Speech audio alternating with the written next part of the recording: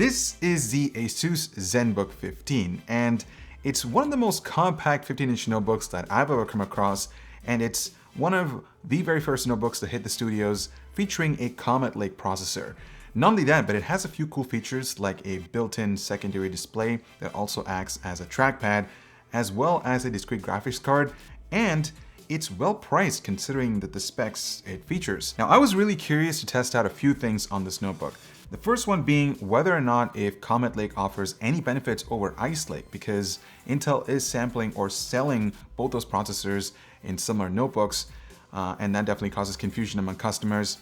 The next thing is that second screen. Is it any beneficial to my workflow? And finally, ASUS is claiming some crazy battery life on this notebook. So if that checks out, then this might be one of the best Ultrabooks around. So let's take a deep dive on the Zenbook 15 right after this. The Razer Death Adder V2, the gaming icon that just got upgraded with a lighter body, next-gen sensor, and optical switches for maximum reliability and speed.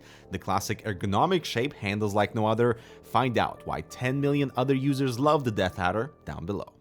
Alright, so before I get into the details, I do want to preface something very important. ASUS isn't targeting the Zenbook 15 at gamers, but rather people who appreciate having a fairly large screen with really good battery life and adequate performance to boost heavy tasks like video editing, photo editing, or 3D work, or just anything that would benefit from an additional discrete graphics card. Now, if you're wondering about the differences between Ice Lake and Comet Lake, here's a quick breakdown. Ice Lake basically features a high-end iGPU, but less x86 performance because it's a new architecture, which is 10 nanometers. Comet Lake, on the other hand, is a continuation of Whiskey Lake, which is the 14-nanometer process, but its enhanced x86 performance definitely helps with multi-core tasks. If you're interested in learning more about these processors, make sure to check out our explain video, which will be linked down below. Now, taking a look at the specs on the Zenbook 15, it's actually really impressive for a slim, thin, and light notebook. Basically, this is an updated version of last year's Zenbook 15, but with refreshed internals. So it features a Core i7-10510U processor. Yes, Intel's naming scheme is ridiculous. It's a quad-core chip with 8 threads, 16 GB of RAM in dual channel, a 1 TB PCIe NVMe SSD, and a GTX 1650 Max-Q. All for about $1,400, which is pretty good price, to be honest, if you compare to the competition. Now, ASUS is planning to launch a lower tier version of the Zenbook 15 with a Core i5 processor and a higher end model with a 4K display with similar specs that I have over here. If you drill down into things, these are pretty much the same specs as the newest Razer Blade Stealth with the GTX 1650 Max-Q graphics card that I tested a while back, and it has more storage space, and of course, it's a 15-inch notebook. Now, let's start with the exterior of the Zenbook 15, and I've got to admit, this is probably one of the most unique designs that I've ever come across on a notebook. The royal blue metal finish along with the rose gold accents really make this thing stand out from the competition. And that trend continues on the inside as well. Props to ASUS for keeping the color scheme consistent. Build quality is superb on the Zenbook 15. The chassis is mostly made out of aluminum, so there's barely any flex on the screen and the base. The hinge is really strong and it automatically tilts the keyboard at a 3-degree angle to optimize your typing experience. Plus, it also helps the notebook breathe a little better. Now, for size comparison, here's a shot compared to the Razer Blade Stealth 13 and my Razer Blade 15 Advanced model. The Zenbook 15 offers a good balance of size and portability, so this shouldn't be a huge deal breaker to carry around or lug around if you're in school or if you're a business professional, because it's fairly thin and light. You can easily tuck this in a backpack. Moving on to the interior, ASUS managed to fit a full-size keyboard, and the keys themselves are excellent. They feature an adequate amount of travel distance, and there's less wobbling around the keys, which is awesome. Seriously, this is miles better than my Razer Blade 15. However, I'm not a fan of the tiny arrow keys. It's an absolute nightmare navigating through spreadsheets and other tasks. You'd need baby fingers to use this efficiently. I should mention that the keyboard is backlit, but unfortunately, it's not very bright. Also, keep note that since the accent color on the fonts are rose gold, the final output is a bit on the warmer side, and I also noticed that the lighting wasn't consistent on some keys. For those of you wondering, this is what the webcam quality looks like on the Zenbook 15. The one thing that I do want to pay close attention to is the audio, because if you pay close attention, there's a weird high-pitched sound. It's definitely bad. I would certainly not use this when I'm in Skype conference calls or anything remotely close to that, because it's bad. Now, typically on any other notebook review, I dive right into the trackpad. but it's a bit of a different story on the Zenbook 15. You see, ASUS decided to integrate a 5.7-inch display that also functions as a trackpad. Think of it as a secondary display to complement your primary screen. I remember taking a look at something like this from HP on their Omen 2S, but I didn't have the best experience, and unfortunately, I have to say the same thing for this laptop. Let me quickly walk you through what comes out of the box. Here, you're essentially greeted with what ASUS calls ScreenPad OS. I see that they've taken inspirations from Android. As you can see, you have quick access to the num key, which is sort of pointless since you have a dedicated numpad in the first place. Next up is the handwriting tab for natural text input, but ironically, it took me longer to compose sentences since it doesn't automatically register what you write. That's a fail in my opinion. Then there's the Quick Key app that displays hotkeys that's frequently used like copy, paste, select, but these are things that I can quickly perform on a physical keyboard, so I don't understand the purpose of this feature. Now, you can create quick shortcuts for specific apps that use various key combinations. ASUS only allows 2 to 4 hotkeys in total, and I do see this being useful for applications like AutoCAD, but that takes a while to set up, and you have to give yourself some time to get used to this because you're introducing something new to your workflow, so it could increase or decrease your productivity. It's either a win or lose case scenario. I personally didn't find it that useful because I found myself constantly stressing my neck because I was looking down for the most part, just trying to figure things out. So that was definitely something that I thought was worth bringing up because you are looking down instead of, it doesn't really come to your peripheral vision. So that was definitely a little bit odd, but it could be a different story for someone who potentially uses various complex key combinations. Maybe you'll find that one tap super useful. The remaining apps are basically extensions from Microsoft's Office suite. You only get basic formatting controls, which may or may not benefit you. Here comes the worst part though. A lot of these ScreenPad optimized apps like Calculator, online video player that works cohesively with YouTube and other platforms, and Adobe's sign-in app straight up don't work. Even after installing them manually, it just ended up launching the Microsoft Store, which was really frustrating. It actually turns out that some of these apps are not optimized to run on this version of ScreenPad.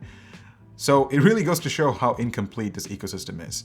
The trackpad can be enabled by simply swiping from the bottom of the display and tapping on this icon, but that's also broken because sometimes when I boot into Windows, the trackpad just doesn't work, which means I won't be able to navigate through the Windows UI.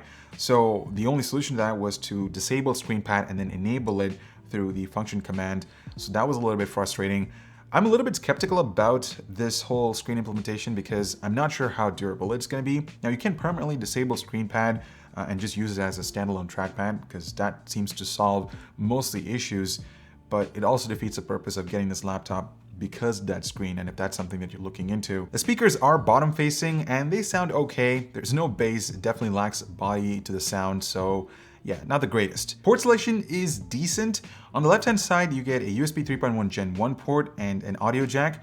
Switching over to the right, you'll find power in, HDMI, a Type A and Type C port, both of which support the USB 3.1 Gen 2 standard, and surprisingly, a full-size SD card slot. That was very thoughtful, ASUS. Keep in mind that it's not UHS 2 certified for faster cards. The lack of a Thunderbolt 3 port is definitely disappointing. It would have been nice if ASUS included that on this notebook, but that's not the case. The Zenbook 15 comes with a 15.6-inch 1080p display.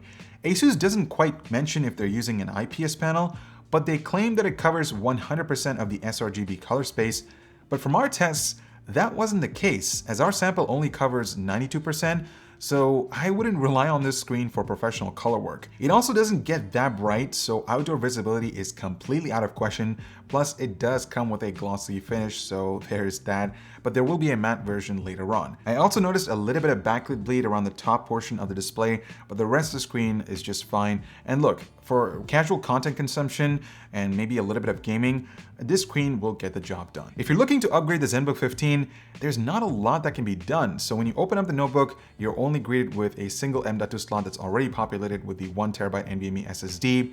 The memory is soldered onto the PCB, so that is not upgradable. And so yeah, storage is the only thing that can be upgraded on this notebook.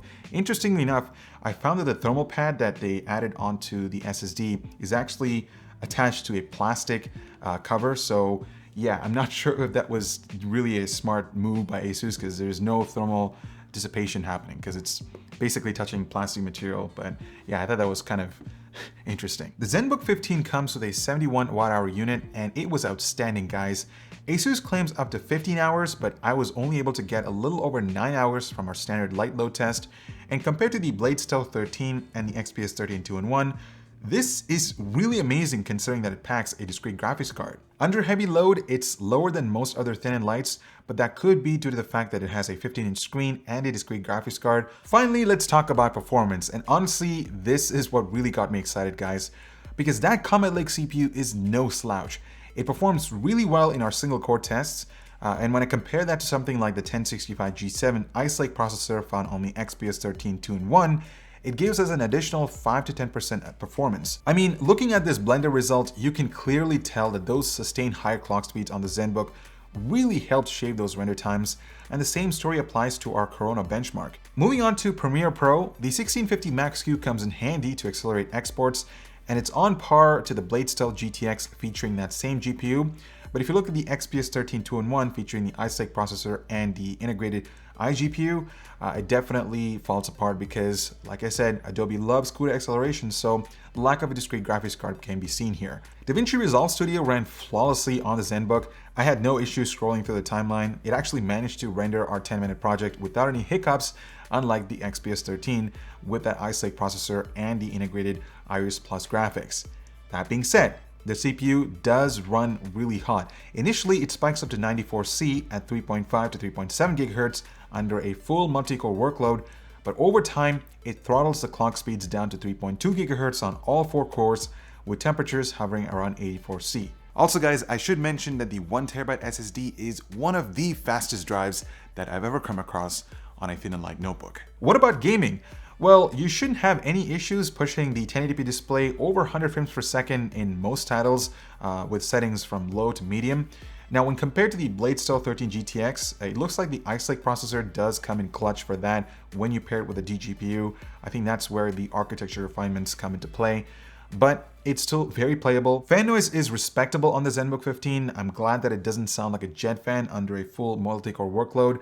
Idle scenarios, it's very quiet, so you shouldn't have any issues in terms of acoustics with this laptop. So what's the story with the ASUS Zenbook 15? First of all, I like the fact that ASUS went out of the box and designed something that looks unique compared to the competition. I love the design of this thing with the royal blue finish. Definitely, it's a conversation piece when you have something like this with you. The second thing is the CPU performance. I was absolutely amazed at how well that Comet Lake processor was able to sustain those high clock speeds and outperform Ice Lake, and it really goes to show how Intel's older supercharged Whiskey Lake architecture is still superior in terms of CPU performance compared to the 10nm Ice Lake processor. It's kind of ironic. What really surprised me was the battery life. For a 15-inch notebook with a discrete graphics card, getting over 9 hours is just absolutely insane, and that was certainly not possible, at least in the last few years. And I'm glad that we're getting to a point where you can actually, carry something like this throughout the day without having to worry about plugging it in. That being said, the integration of a secondary display within the trackpad, it looks like a gimmick to me because I don't see myself using it. I also want to touch base on the price of this laptop at $1,400.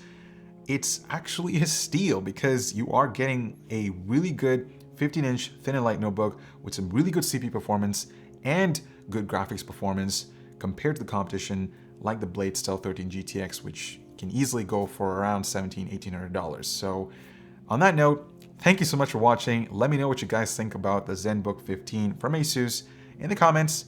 I'll be there for a while. So yeah, I'll see you guys in the next one.